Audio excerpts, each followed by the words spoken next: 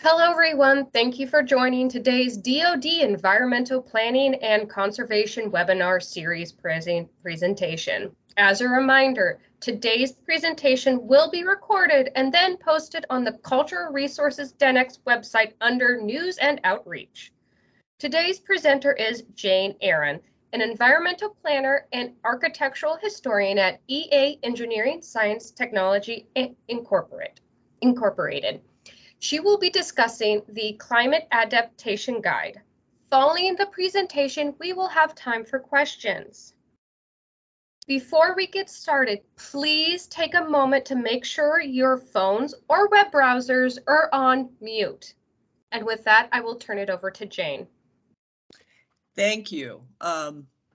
Yeah, I'm going to go ahead and turn my camera off. I'll turn it back on when we get to the end of the presentation for any questions and answers. But this way you won't be distracted. So again, DoD has done a lot in the past years to reduce its carbon footprint and contribution to climate change. However, increasing number of storms and the severities of those storms and other related weather changes have started to really impact DoD installations in recent years, and it's a threat to military readiness. Just a couple of recent examples is Hurricane Michael damaged every building at Tyndall Air Force Base, resulting in billions of dollars of repairs. And the same year, Hurricane Florence dropped 36 inches of rain and flooded 3 Marine Corps bases and installations in North Carolina, also resulting in billions of dollars of estimated repair. So managing climate risk has become critical for sustaining DoD installations and maintaining military readiness. Oh, my mouse is jumping around. So through the legacy program, we recently prepared a climate adaptation guide for integrating climate change strategies for cultural resource stewardships, and then also integrating that into ICRMPs. There was a similar guide that was developed a few years earlier for natural resources, and so this kind of mirrors that product as well. But this guide is designed to help cultural resource managers draw from and apply, look at different strategies to avoid, reduce, and mitigate climate change on cultural resources that are best meet the installation risks and needs. And then again, providing instruction on integrating that information into ICRMPs. So this presentation will focus on providing an overview of that guidance document. So it is essentially presented in 2 parts. The first part is a lot of the background information, basically setting the stage. It contains current climate regulations, executive orders, guidance. It talks about climate-related trends by region and what the associated risks are. And then it also discusses how climate can impact military mission and how climate can impact cultural resources. And then there's a whole litany of resources and tools available for assessing your climate risk, feasibilities, strategies, etc. And then part 2 is set up as a series of worksheets to kind of work you through a process of determining what are relevant strategies for your installations, and then also how to incorporate that into your various ICRMPs. So again, the first part, has a whole litany of the various regulations, executive orders, guidance documents, tools, resources that are both from DoD and also non-DoD resources that are available that are very useful. And when we started this process, we looked at DoD installation exposure for climate change at home and abroad, and they list drought, flooding, heat, and land degradation as the top 4 threats, risks. We also circulated a questionnaire to a limited number of installations to determine the top climate concerns at the installation level, and ended up with a very similar list. So this guide focuses on these top 4. However, it also, wind, extreme storm events, fire is also woven into this as well. And land degradation is defined as the long-term changes in land use, land cover, soil moisture, permafrost, and other processes that result in land loss, loss of fertility, coastal erosion, land subsidence, and the ability to support plants and animals. So there's a lot of overlap under the heading of land degradation with other types of climate risk. So basically, climate can risk military mission in 2 ways. One, it can add to your compliance burdens. It can complicate or impede regulatory compliance. It can increase costs. It can cause delays with your projects. It can require additional stakeholder involvement, all of these kinds of things. But then it can also have direct impact on the military mission by damaging or destroying facilities and operational assets.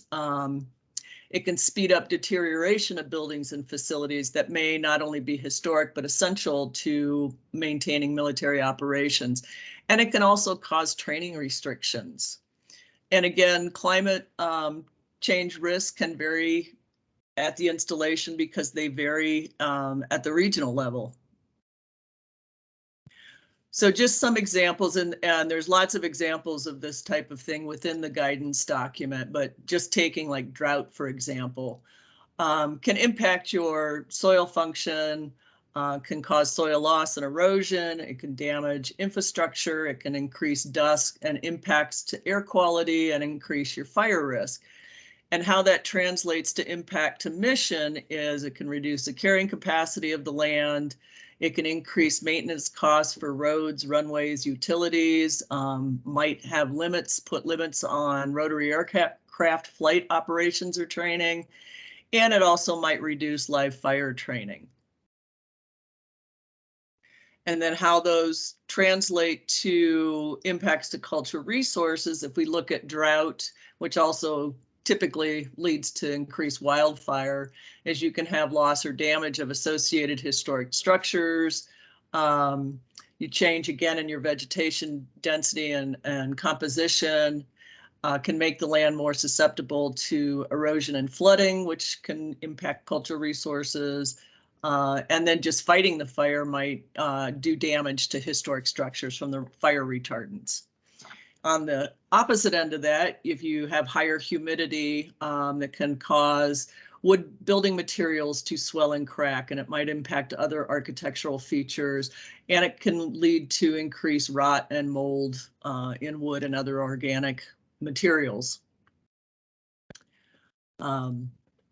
And then to archaeological sites. And again, in the guidance document, it's broken down by various different types of cultural resources, your buildings and structures, ethnographic, historic districts, archaeological resources, because they can be same or they can be very different as far as the impacts.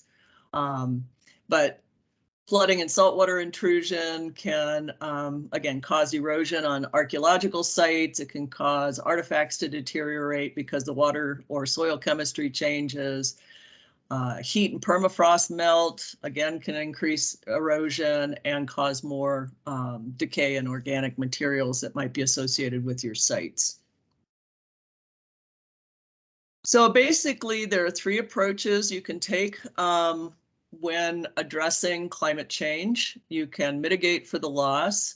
You can try and prevent the risk, the hazard from happening, or you can try and adapt and reduce the vulnerability or stress to the property and its environments, basically by increasing its resiliency.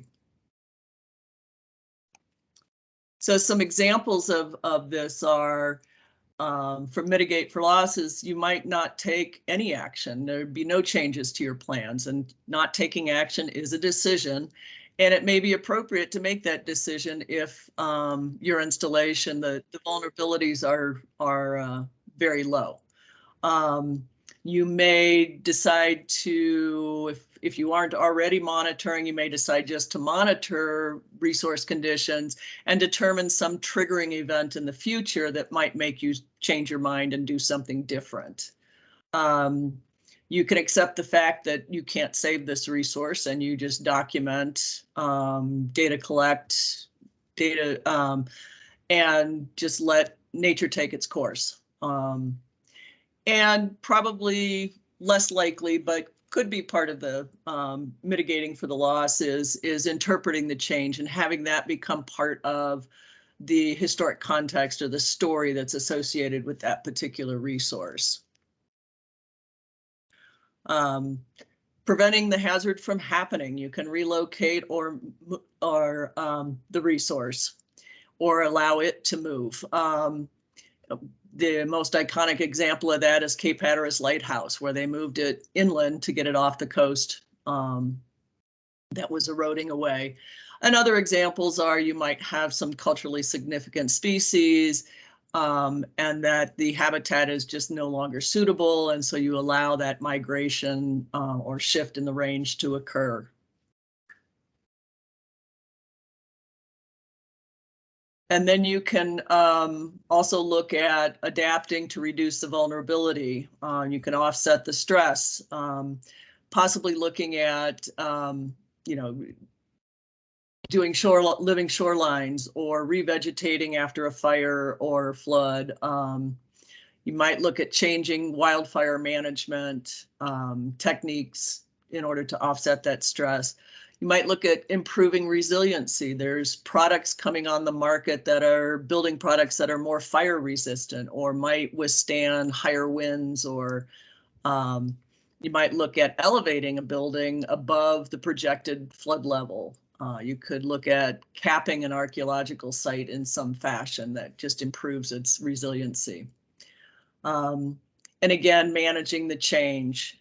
If your goal is to maintain historic defining features, the materials may or individual species may no longer be able to tolerate that environment. So if you have a historic district and trees, you might replace the trees if they're part of that historic landscape with something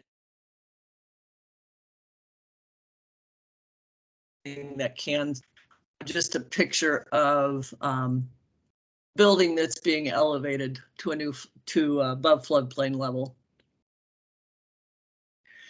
And then the U.S. Corps of Engineers has the Engineering with Nature initiative that may have some applications for cultural resource management. And again, looking at natural infrastructure, floodplains, forests, wetlands, as a way to increase resiliency, restoring those natural habitats, which are known to protect from wave impact or flooding during storms, such as the marshlands, mangroves, possibly putting in some oyster reefs. If you're in a more urban, dense focus, you might consider adding tree canopies or things along those lines to, to reduce heat and flooding. And then again, there's a lot of nature-based solutions to absorb and reduce runoff and storm surge along coastal areas. Coastal areas are getting a lot of focus right now. And then there's always the, the green infrastructure sustainability or sustainable infrastructure, where you might combine gray infrastructure, which is stuff you actually build, with some nature-based solutions to create hybrid systems. And in this example, using a permeable paver that provides durability, but also allows rainwater to filter in and controls and slows that runoff, and controls where the water goes. So those are kind of some solutions to looking at climate change.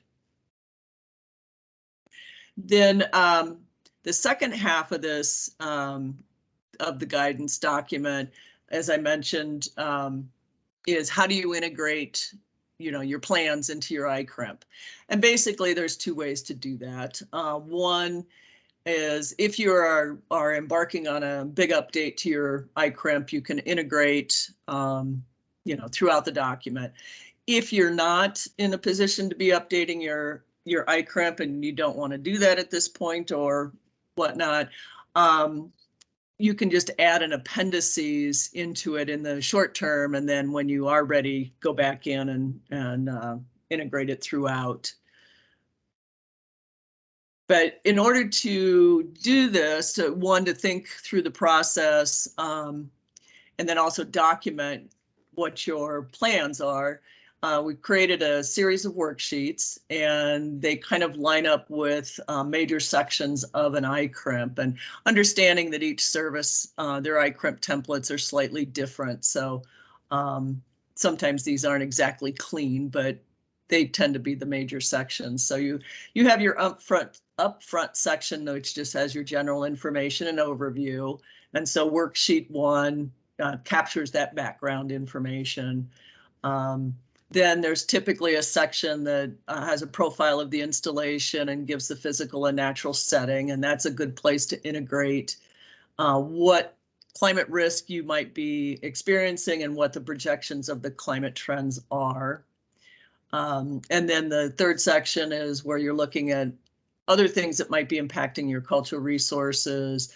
Cultural resource risk to your cultural resources would be identified in this section. And then section 4, basically you identify possible strategies and evaluate those strategies and implement. So again, worksheet 1, the various different subsections, and my section numbers here, I was using, they're just for an example. Your section numbers may be slightly different, like I said, based on the template that you're using. But your ICRMP usually has a purpose of the ICRMP, and you could add some statements in there about, preservation or management for emerging climate-driven risks. Your goals and objectives section, you may want to add, your objectives are to develop strategies to adapt to the climate change, or, just in general assessing those risks and vulnerabilities. There's a lot of executive orders, directives, DoD guidance in the next section that you might need to add into your regulatory framework. And then relation to other plans, there might be some additional plans that you may want to include in the ICRMP. If your installation has a master plan or sustainability plans or range management plans that you hadn't really considered before, that may be looking at some climate change adaptation strategies, those might be good places to overlap with other program areas. So just identifying what those other plans might be that you want to include. And then also, you might need to assign yourself some additional responsibilities as the cultural resource manager. Creating awareness for those climate vulnerabilities and more internal consultation with other departments. Is doing isn't going to hurt your resources, or there might be ways to marry up and join forces on some of the strategies. And then there may be some additional stakeholders that you want to include. They might be client scientists, they might be other neighbors or whatnot that would make sense to include into your plan.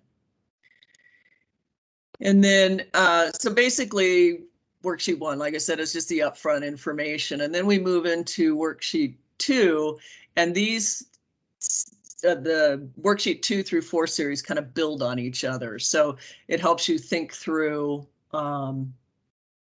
getting to those, what are you going to do? So this one, the first question is, has your installation done a climate change assessment? It may have been done, again, with an update on an NRAMP. So you might want to include that information. It may not have been done. But then it's a good idea to list the sources of the information that you're going to use for your climate projections and whatnot. Again, just to kind of memorialize this information so that 5 years from now, if you go back in, you can see what you've done and what your thinking was at the time. Or, if a new cultural resource manager comes in, they've got some information to go off of. And then you identify your key climate risk. And in this case, and this is just an example, but flooding and sea level rise. Excuse me. And just to make clear, I have adapted these worksheets for this presentation to fit on the slide. They're actually a lot more rows so that if you have more than one type of climate risk, you can identify all of them. And you can add rows to these worksheets as well. But I wanted you to be able to see it, so I deleted other rows. So in this case, it picked flooding and sea level rise. And then, so what are the climate effects? What does that cause to happen?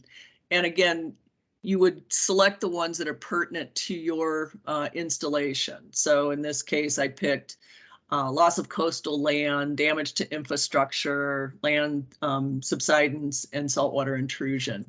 And then what are the trends? What are the projections?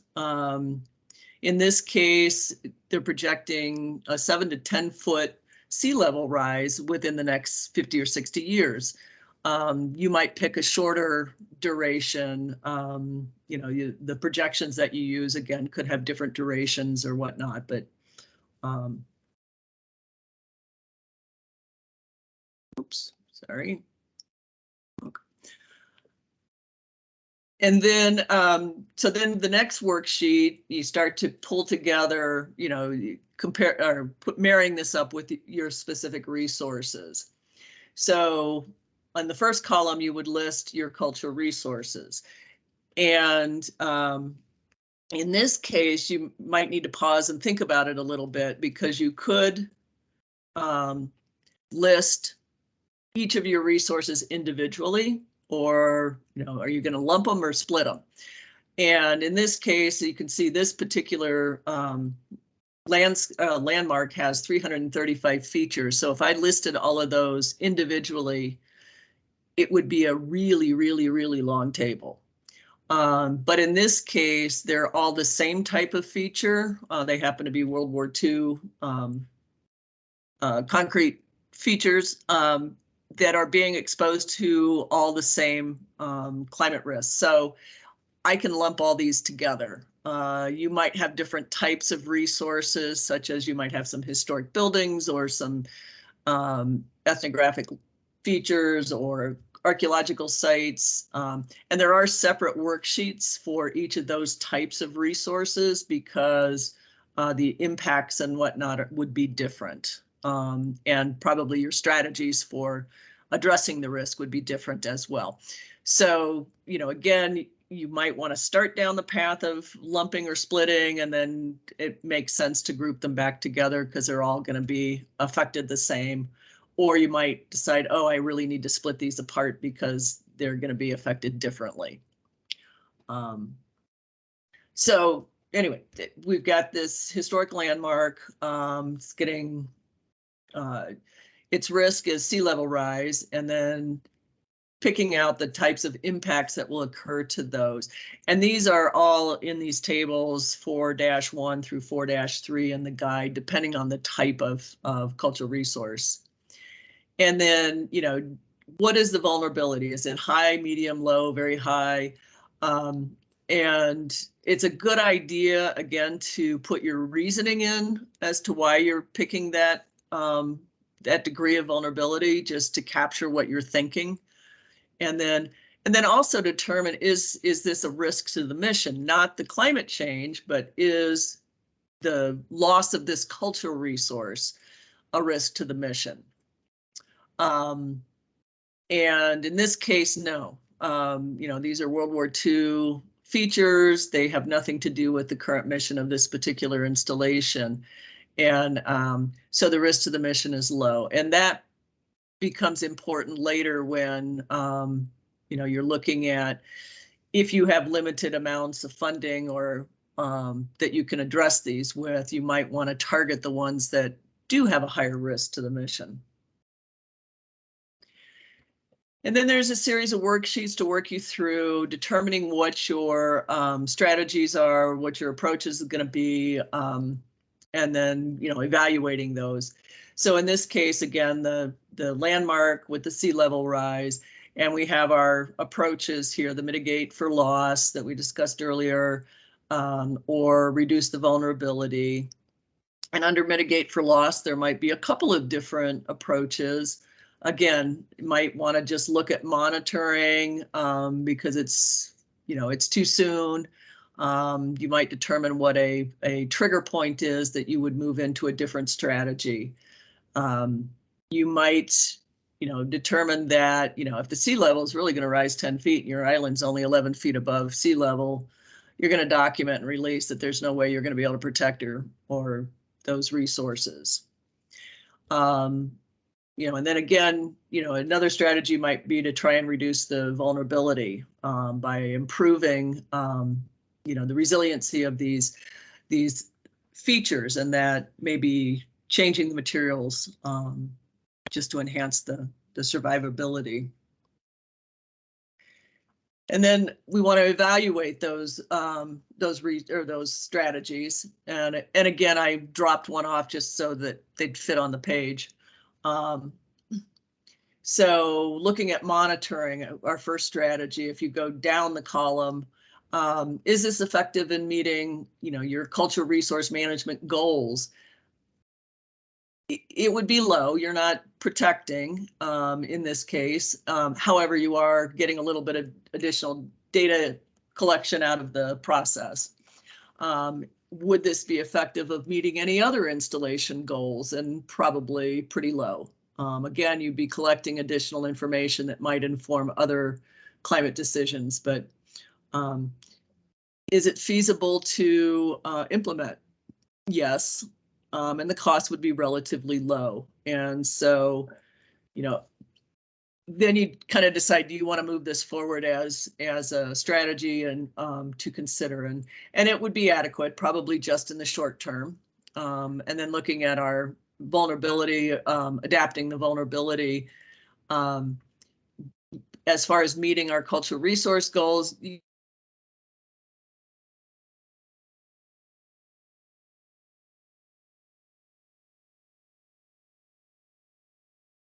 survivability, and installation goals, probably pretty low. Again, you're collecting information, but these resources are not critical to mission, and you're not really doing anything that's improving the natural resources in this case. Your project might be slightly different.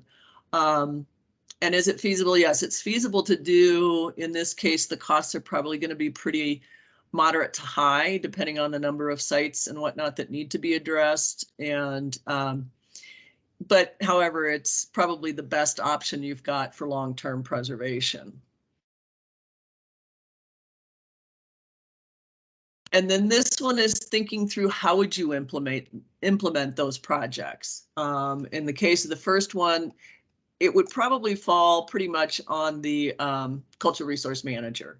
And it could be a new action. You might not be doing any monitoring at all presently, or it might just be a modification to your current monitoring program if you need to establish some additional protocols or documentation methods. So who needs to do it? is it a new action or is it something existing that just needs to be tweaked? What kind of planning, what does the project need in order to implement it? And then what's your timing and sequence? So again, the mitigation, the monitoring may just be a short-term fix or a short-term approach until you hit some trigger event that you've determined. And then if you're adapting to reduce the vulnerability, you may need to coordinate with some of the other departments, such as maintenance. And this is probably going to be a new action. It might require a consultation with the SHPO or developing a programmatic agreement with the SHPO. You might need to determine some appropriate materials. Those kinds of things may be necessary before you can implement. And this may be a mid-range 5 to 10 year solution because again, if the sea level does come up 10 feet, you're probably not going to save much forever. So as part of this project, once we got the 50% draft guidance document completed, wanted to run it through a situation with a real just in order to the process and look for what improvements and refinements do we need to make to the document, to the guidance document and the worksheets. And so Naval Weapons Station Seal Beach and its detachment Norco participated in this case study. Seal Beach is along the coast and they have sea level rise concerns and a number of archaeological sites, whereas Detachment Norco is inland and is part of the Lake Norconia Club Historic District. So there's more of the district beyond the boundaries of Norco. And it comprises buildings, but also the man-made lake and landscaping, and their concerns there are wildfire. So we ran through the worksheets, and essentially some of the takeaways, excuse me, that by going through this process is the cultural resource manager had indicated that she had not really considered climate change and the effects before reviewing the draft guidance document and found that it was pretty interesting and thought-provoking.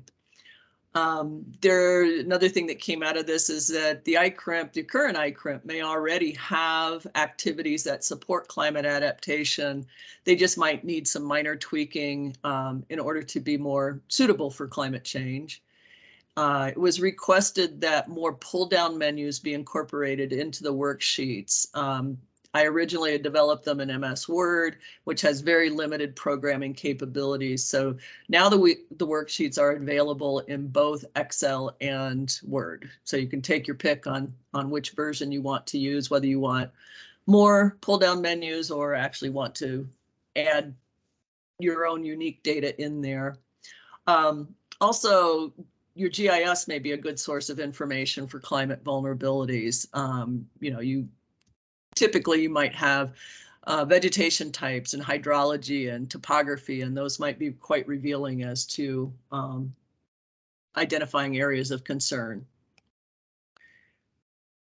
And then also, cultural research driver to secure funding is acknowledged in the guidance document.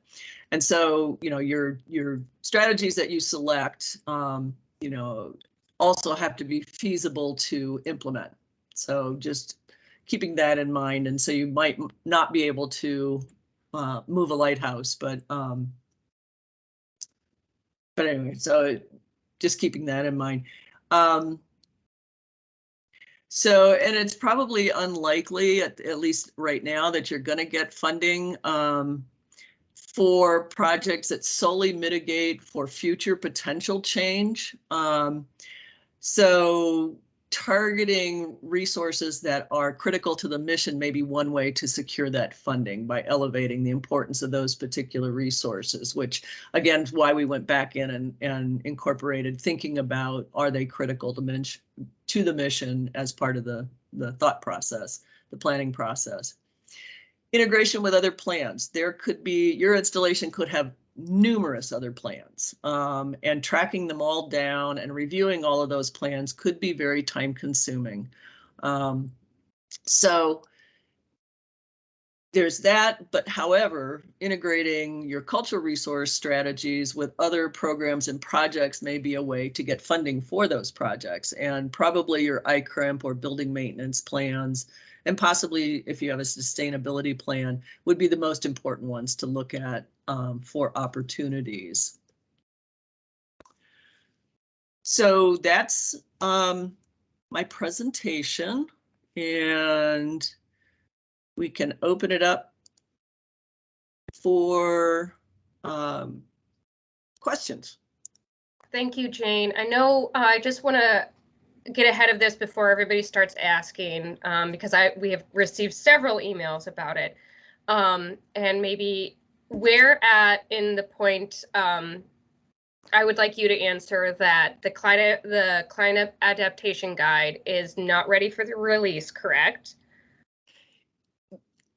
That it has, well, I assume the final has been delivered to Legacy. It will be up to them to say, yes, it's ready to release, but okay. It has yet.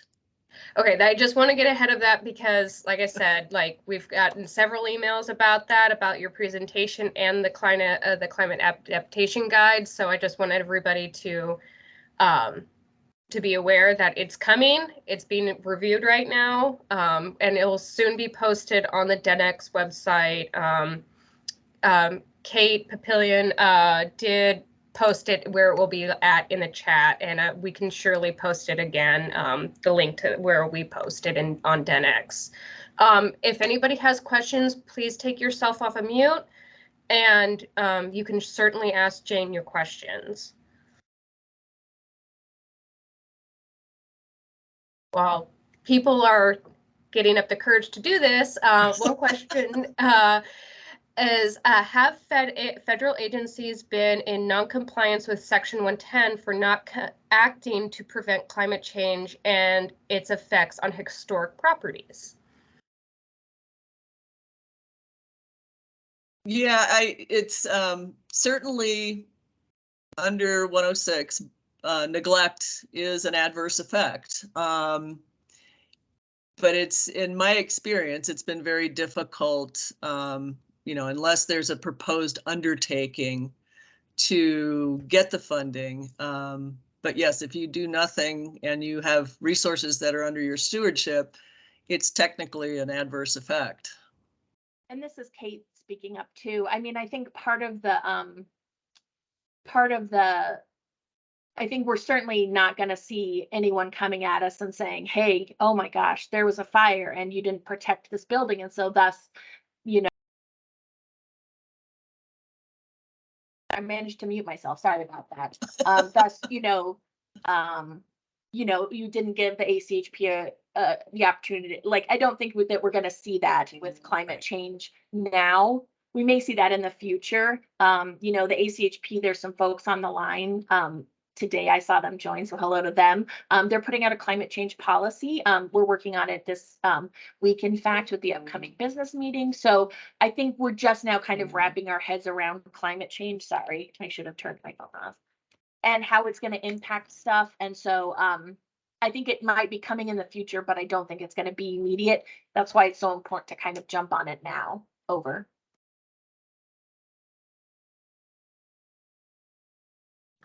So just to answer a quick question, yes, this presentation is going to be posted to DENX under the news and outreach portion under the cultural resources tab. And here's another question. Does the Terry? Yes. Sorry, real fast. I just want to let people know that this is a legacy project too, so it's always available under the legacy website.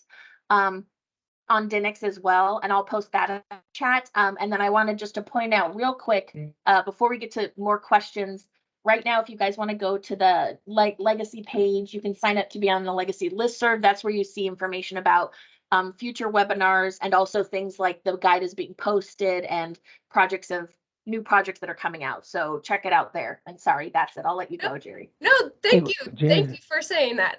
So the next question. Oh, go ahead.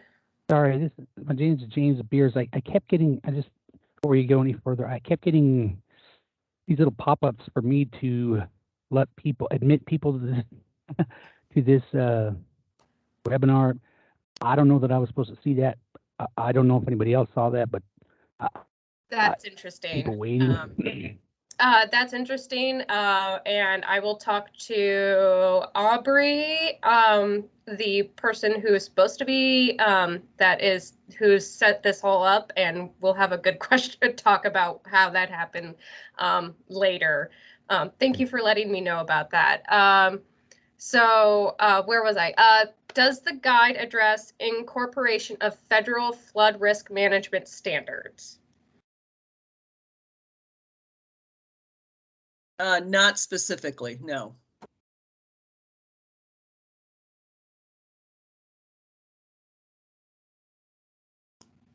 But that may be one you want to include in your regulatory section of your ICRMP. Yes, John, these slides are supposed to be on Denex as well as the webinar, the recording. So just to let you know, if anybody has any other questions about the guide, please come forward. We have plenty of time for all your questions to be answered by Jayne and Kate, if there's anybody wants to answer any questions by Kate. So please unmute yourselves if you are muted and come up, or type your questions in the meeting chat. Hello, I have a question. Is this plan to be required in the ICRMPs at some point, and when will it be required? Will there be a phase-in process, or will it be, oh no, this year you have to get all this in there? I can kind of speak to that. This is Kate. This is not going to be required right now. This is a legacy project. Part of that, part of the beautiful thing about a legacy project is it lets us try things and see if it works. I think Jayne laid out a great process and really great information that can help us. So I encourage people to use it, see if it works. We'd love feedback. And then between the services and all the higher ups who make decisions about ICRMPs, everyone will get together, and then if a decision is actually made to officially change anything, those folks will be part of the conversation. So it might be coming down the road. Jayne, do you have anything to speak to that? Yeah, there's just, there's certainly been some executive orders and directives come out to say that you need to consider climate change in planning and construction and those kinds of things. So, but nothing specifically that it has to be included in your ICRMP. But personally, I think it's a good kind of process to go through and just consider, because there might be some things that are very low-hanging fruit that are easy to do. And then there may be other things that are just, not going to be feasible due to costs or complications or that sort of thing. And there may be trade-offs, to some things that you're planning to do as far as natural resource management may directly conflict with cultural resource management. So then you have to kind of consider what are the trade-offs going to be. But at this point, no, there's nothing that's making you do this. Well, I was just wondering, because we have gone through our climate risk assessment process here at my installation, and in that process, cultural resources were considered for every one of the risks that we assessed. Oh, so great. It's already been done as part of that climate assessment, risk assessment, and that's why I'm wondering, is this a duplication if we were to put that into the ICRMP? That's interesting, Bernard. I think that's great. I know that the DoD climate action team has been out doing stuff, and some of you have gotten presentations about that program, the DCAT tool that you can use at installations to help you guide. So if you've had that done, you've already kind of gone through the process. Right. So you might just jump to, if you do have some cultural resources that are at risk, contemplating what kinds of things you can do to help protect them, or if you're going to lose them, document them, that sort of thing. But yeah, it sounds like you're halfway there, if not more. So we have a question from Kristen. Does the guide address how existing construction and facility projects, et cetera, relate to climate adaptation to be incorporated into the ICRMP's goals and objectives, thinking of how much microgrids, energy resilient projects, et cetera, can be impact resources and planning from that form of a regulatory perspective? She said, I hope I made this question make sense. I'm not sure I do follow the question. Kristen, if you want to unmute yourself, come on. Yes, I will unmute myself. Sorry. So that was kind of read a little differently. So does the guide address how the existing construction and facilities projects, so you have your maintenance, your Directorate of Public Works, whatever's planning their annual work plan, they're developing some projects in relation to climate adaptation. And so, does the guide incorporate anything about how ICRMPs might address that? So I'm thinking about, like, in my prior positions with a state Army National Guard, that, we would look at the things that they were planning to put in, like microgrids and resiliency projects, and the impacts that those have on historic properties, but they're also, how do we incorporate those in a way where, we can maintain regulatory compliance and also still be addressing climate adaptation issues, right? Because in the long run, those things are going to help the, adaptive reuse of the historic buildings, et cetera. Right. It doesn't directly address it, but what it does suggest is that you look at all those other plans and see where, you can marry them up, and so they serve dual purposes. So you look at your maintenance plans, and can you incorporate some things into your maintenance plans that address climate adaptation necessary, or, identify in your ICRMP those other plans and what their goals are to identify those. So you have it all in one place. I was at a historic preservation conference a few weeks ago. Colorado has a very good program because it's funded through gambling.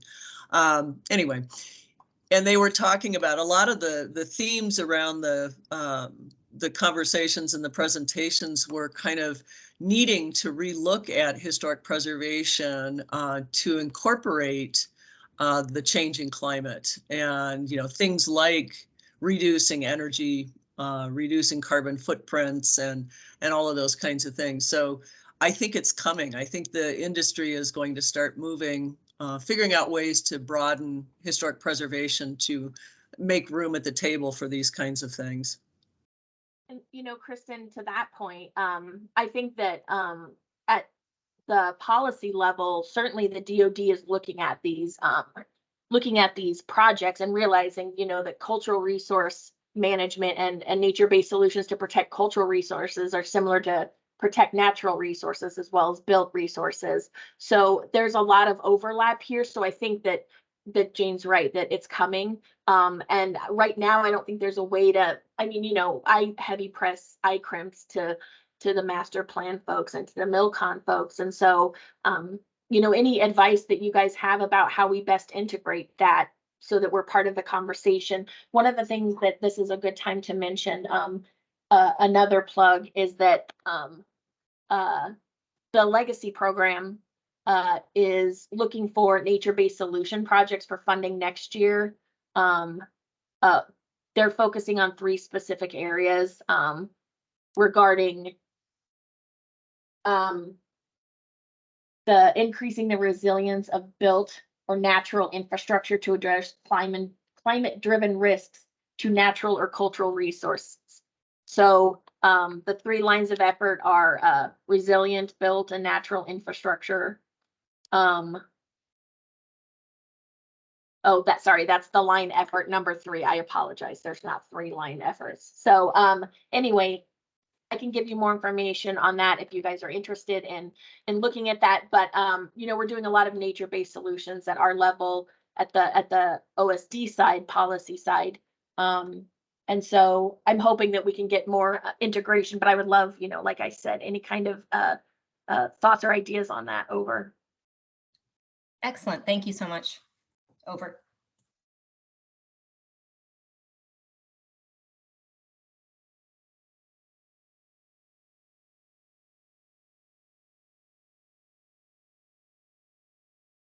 Hi, this is Lise Perhay with the U.S. Army Corps of Engineers Technical Center of Expertise for the Historic Built Environment. I would be really interested in talking with you about those programs and projects slated. I work across the U.S. and I'm seeing a ton of stuff popping up in non-structural flood mitigation right now. And it would be really cool if we could kind of cross-pollinate and see if we could get some of these things implemented in the DoD so we have case studies. Mm-hmm. Yeah. I agree. I'll drop my contact info in the chat if you want to talk more about it after the presentation or another time. Absolutely. You know, and it might be, you know, yeah, absolutely. Sorry. Thanks.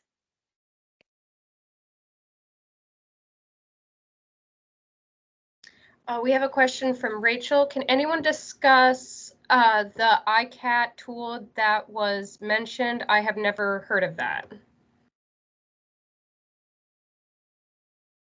Oh, I'll have to look it up here real quick.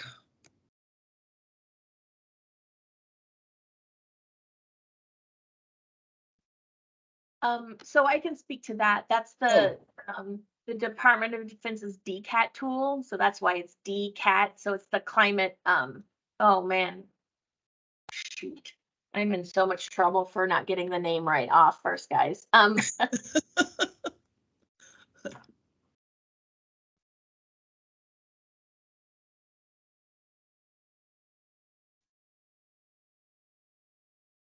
Yeah, so it's the climate action team's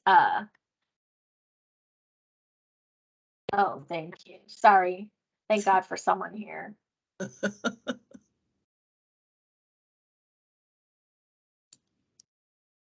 Oh, actually, we're talking about the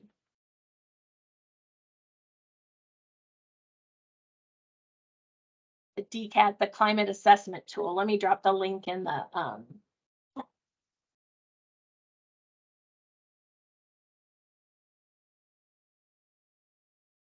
PDF link. Sorry, guys. Oh, that's going to be a pain for everyone. That won't work.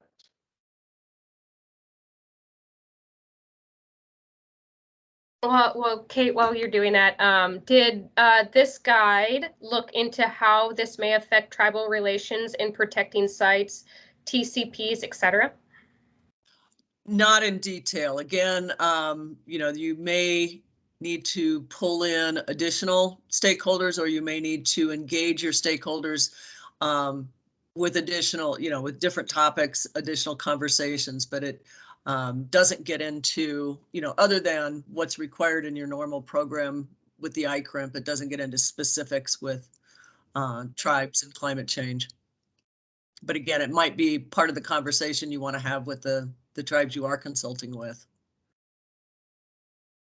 Because they may have some, you know, they may have some interests, concerns, desires as far as any kind of mitigative approach you might take.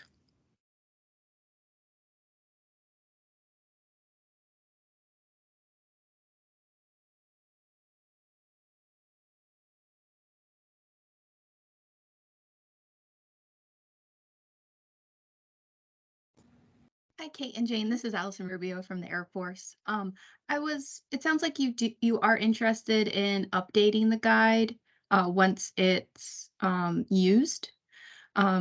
We do have a project to start incorporating the realities of climate change into our ICRMPs throughout the Air Force. Do you have a timeline on when you're looking to maybe update, or is this maybe FY25 or something? Just so we can plan. Our cooperator team who's working with us on the ICRMPs is aware of this webinar and looking to incorporate it. So just they have feedback as they go through our project.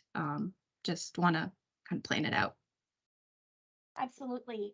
You know, I don't think that we actually have a prediction for how long.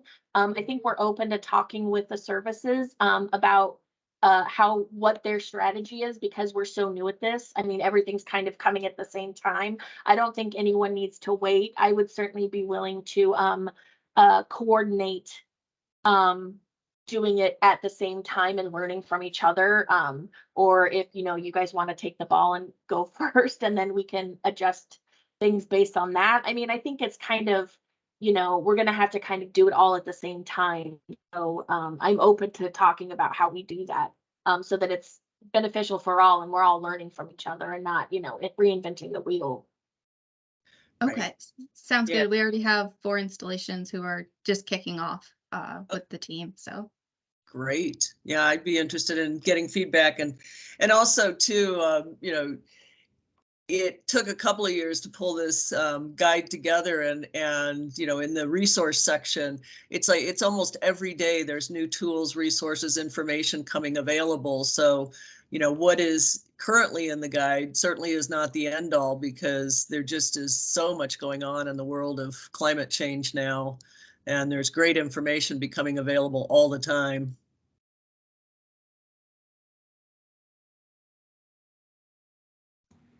I think we have enough time for one more question. If anybody has a question burning at their fingertips that they want to ask. Will we get notified when the guide is available? We send posts out when it's up on the website. Like I said, if you want to sign up for the listserv, or if not, you can just send me your contact information and I will send an email to you when it gets posted. Or you can check out the website if you want to. I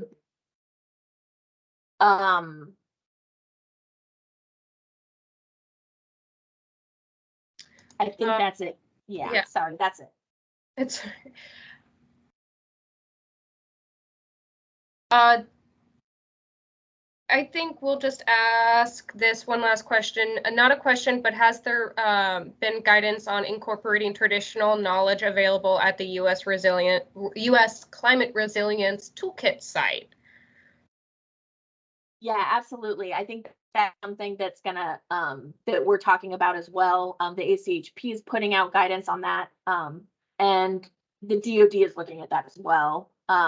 All of this is coming out at the same time, so it's hot and heavy. So I think we're incorporating it all kind of, as we roll. So I don't have times or deadlines, but I can also tell you that nothing's going to be coming at you without your guys' foreknowledge. We're going to be doing this in conjunction with you guys. One thing that I do want to mention is that, the DoD, the OSD is putting on a climate conference in this summer, July, in St. Louis. We're interested in, we're likely going to have a session on cultural resources, maybe cultural resources, natural resources, or cultural resources and Native American affairs. But we're also talking about maybe a workshop, perhaps about how to develop the ICRMPs with this kind of information. We can also talk about other stuff. So if you're interested in that, there'll be information coming out, but you can also reach out to me, or if you have questions, I guess. Okay, thank you. And I think we're going to end it there. So thank you everyone for joining. I can't believe how many attendees came to this presentation. It's pretty unbelievable. So thank you all for your questions and for your time. And thank you, Jayne, and thank you, Kate, so much for doing this presentation. This was really needed, and I hope everybody got their questions answered, or if you're not, Kate's contact information and Jayne's is posted there up on the last slide. Thank you so much, and with that, have a great afternoon. Thank you so much.